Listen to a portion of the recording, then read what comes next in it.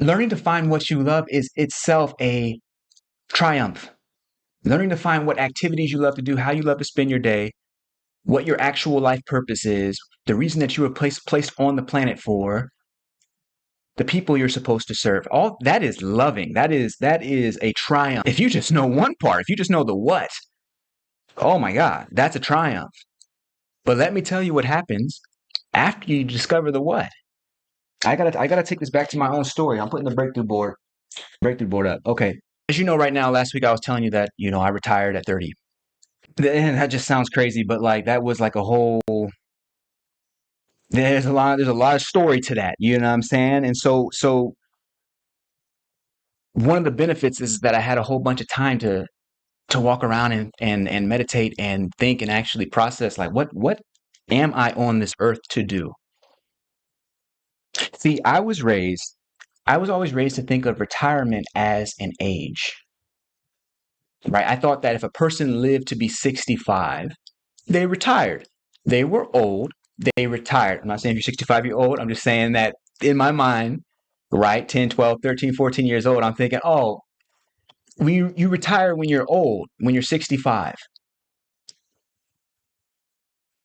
Then I started seeing people working at 66, 67, 68 who didn't want to. I was like, oh, I'm starting to think, and it wasn't just one person, it was like most people. If you were still alive, like it was like most people. I was like, okay, I'm starting to think this isn't just an age. I'm starting to think there's a little bit more to this.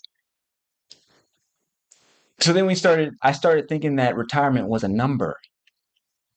Like, what's the number? How much money does it take for you to retire? Like, if somebody, you know what I'm saying? Like, to retire today, and you assume that you're going to live to 100, how much money, what's the number that it would take for you to retire today? I started thinking like that. Like, oh, okay, well, yeah, it must be a number then. Because the age deal ain't working. You feel me? But really, by the time I'm getting 22, 23, I'm in scholarship. I'm in the universities. I'm doing my work. I'm doing research projects in East Africa. I'm getting published before I even get into a PhD program. I'm teaching at colleges. Um, Shout out to Harold Washington College, Malcolm X College in Chicago.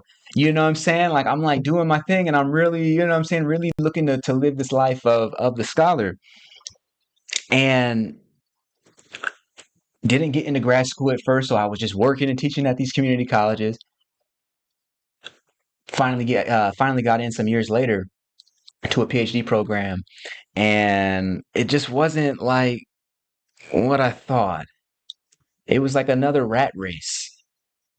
It was like, okay, you're in this place, but like the ideas that people are talking about aren't really that great. Like they're just kind of like, eh, not great. So I wanted to be done with the rat race. I wanted to be done with the academic sort of climb. Typically, how a university works is you get your PhD, you tend to jump out of that at around 30, which was the case for me.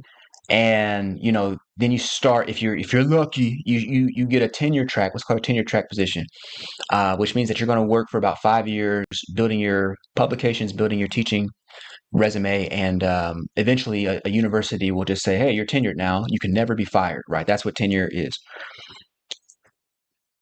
But I just wanted to be done with all that. I wanted to be done with the rat race. I wanted to be free from always trying to fulfill a lower agenda of someone else. I noticed that other people never had a higher agenda for me. They were never like, oh man, we really want you to go and speak life into people and do that. People were like, listen, we want you to go and satisfy this block of customers that we're going to call students.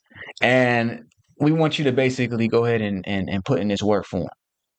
Go ahead and go into the classroom. Now, they're not going to care too much about what you're saying, but we need to make this money. You know what I'm saying? It was really like a business. Like I was like, oh man, I thought that I was coming to be among people who had cultivated these higher capacities, and really it was just like this is just like anywhere else, right? For real, the university was just like it's just like anywhere else. And so I was like, oh, okay, this ain't gonna work for me. At the university, I started noticing that all my students were rarely they were rarely anybody who was from my own community from back home. It was always sort of another group of, it was always something else. It was always somebody else. And so I was like, okay, well, what's going on here? And I started seeing that if I live my life in this place and teach in this place, I'll never be able to speak to somebody who was like myself at 13, 14, 15, 18, 19, 20, 21, 22, right? These university students. It just would not be the case. Particularly if you go to more prestigious universities, you know what I'm saying? Like it was like, but in either in at Ohio University or University of Texas at Austin, it just was not the case. And so I was like, okay, if I'm going to do something special, I'm going to need to like know how to get to that retirement number. So I was like, the only business can do that. You have to start a business or something. You have to do something else because this ain't gonna work. And it's not fulfilling. Yes, I love big ideas and I love grappling with history. I love grappling with persuasion. I like studying. I study persuasion, right? So I like studying how people get people to do things, right? Like that's really, I'm like, oh man, that's really cool because if you can persuade somebody to go to war, could you persuade somebody to love themselves more? Right? These became the kind of questions that I wanted to ask, but they couldn't be answered inside of the university. So it was like, oh, I got to dip. And so I ended up getting into business and I ended up retiring at 30. There's a long story in that, but that's the story for that we have time for tonight. But the point is that I learned pretty soon that retirement when it's a number, that number, you can hit that number, get that number, and it can go away with one lawsuit, one mistake. And so I was like, oh, dang, all this money that you accumulated, that can get caught up in health bills. That can get caught up in a lawsuit. That can get caught up in a lawsuit, something that you didn't even do. It can get extracted, pimping. Like it can get taken up out of there, right? And so I was like, oh man, it made me realize that people could still control me through money.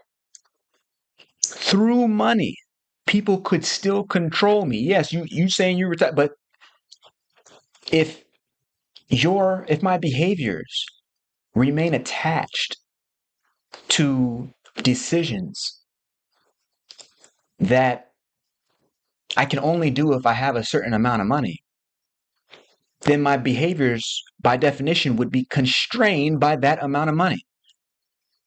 You see what I'm saying? If I'm only willing to go and do what I can, what I perceive as there's being enough money to do, or if I'm only willing to live based on this number that I've set for myself, the number that keeps me from experiencing fear, then I would still be controlled by that number, still be controlled by that money. I would be so afraid of losing what I just accumulated.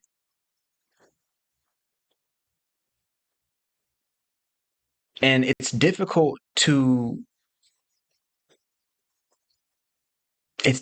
be free when you're still controlled, when you think that money is the freedom. What's the big lesson, champ? I thought money was the freedom. Remember, I thought we were raised to think that retirement was an age. 65, you cool. Turns out you weren't. Then I thought it was a number thing. I was like, oh no, just as long as you get your favor, you cool, you cool. Then I found out that when it comes to systems of control, that can be taken away.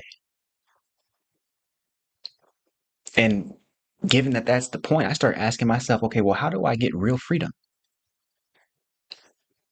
I got time. So I said, well, how do I get real freedom? You feel me?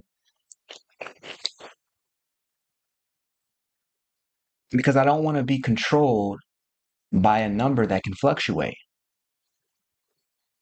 I don't want my purpose to have to get put on hiatus because things ain't looking how I want them to look, or because a mistake happens, or some lawsuit, or whatever the case. So I said, okay. If y'all remember, I think Twin was on that night in December 2022. If y'all remember that night, I was looking out the window like right here, and we were on live, and I was like, "Yo, you know what, y'all? I just lost about 200 grand." December 2022. That was the day that I was like, "Oh, I lost about 200 bands just because of the market fluctuation that year," and it was enough for me to like feel a trigger. Like I was like, "Oh, gee, the freedom that I'm having.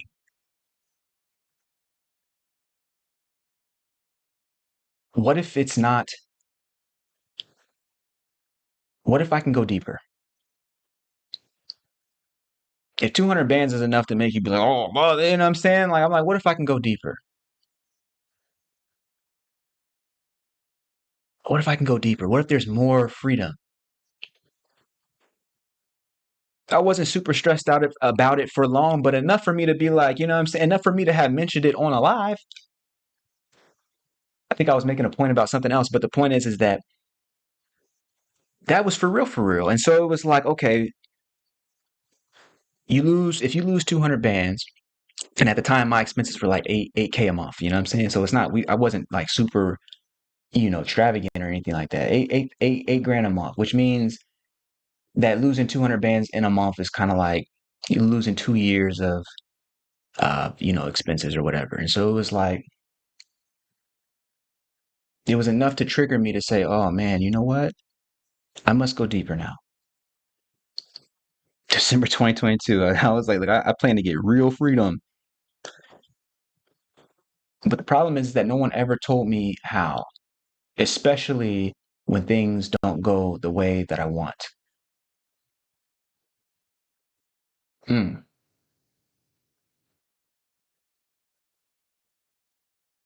We were taught retirement was an age. Had to discover that it was a had to imagine that it was a number. And now we start getting into territories where it's like, no, it's neither of those things.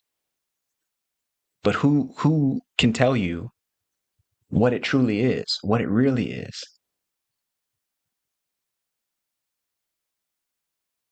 Who? I saw that the only way to secure freedom was to see freedom itself as a decision. The only way to secure freedom was to see freedom itself as a decision, not a circumstance. That's why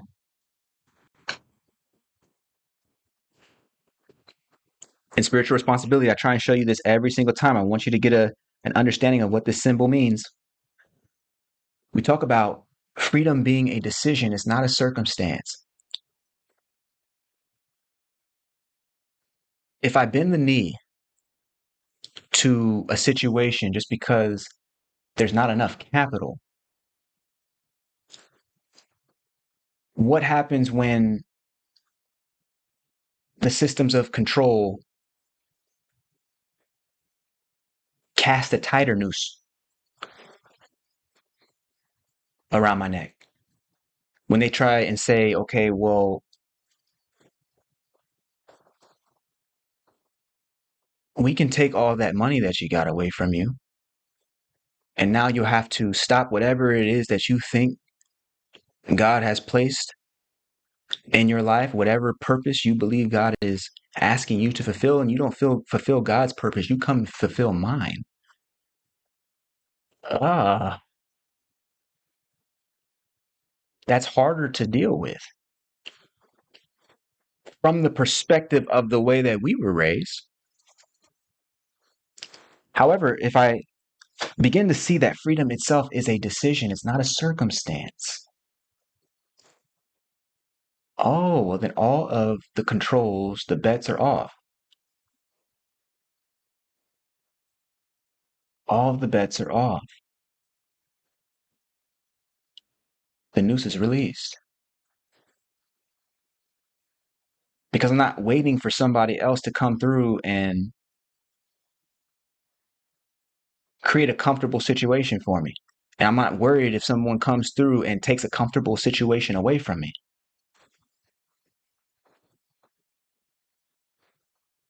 So I started realizing that retirement is a decision. Following purpose is a decision. These are not circumstances. That was the big moment that I started moving past these systems and tight controls that I had been raised with.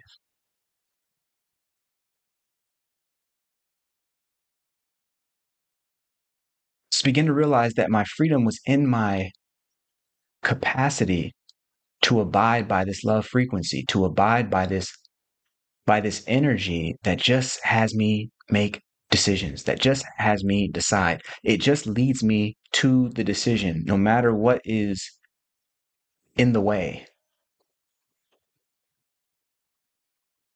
But it always moves me to a decision that I can act on right here and right now.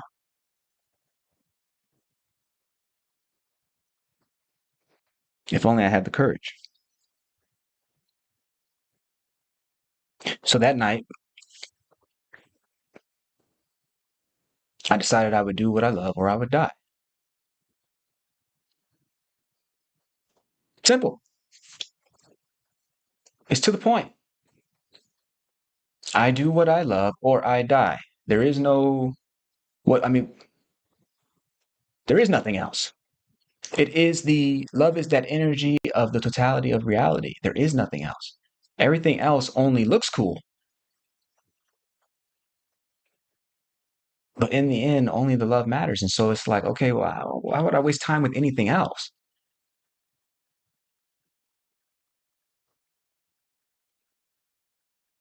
Unless you become a helat. People who simply did not know any better. There's no shade at them. It's not that they were, there's no shade. People simply, the human condition in that time period, and still, was such that people didn't recognize the power of the energy of the whole. They didn't recognize the power of this, of following this divine frequency, this totality of reality. You could say the natural frequency. You could say their inner voice. You could say following God, following, I don't care how you say it. I make it very simple. I just call it love. People didn't understand the power of that. And so they went along in order to make sure that they were safe and their families were safe. They were afraid. But what I'm telling you tonight is that love and fear cannot coexist, because fear operates on behalf of a person, a small, tiny, insignificant individual, and love operates on behalf of the whole.